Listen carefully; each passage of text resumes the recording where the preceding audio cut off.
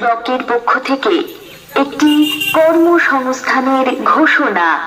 নন্দনপুর গ্রাম পঞ্চায়েতে 23 নম্বর সংসদের সমস্ত বাসিন্দাকে জানানো যাচ্ছে যে নন্দনপুর গ্রাম পঞ্চায়েতের অধীনে কাঠালিয়া উপস্বাস্থ্য কেন্দ্রে সংসদ 23 অংশ নাম্বার 61 এবং 62-তে আশাকর্মী নিয়োগ করা হবে।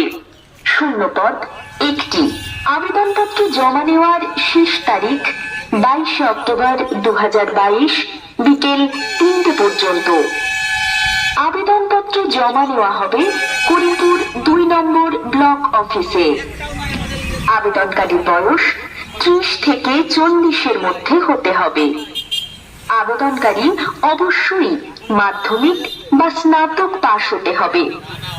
আবেদনকারী সংসদ 23 অংশ নাম্বার 61 এবং 62-তে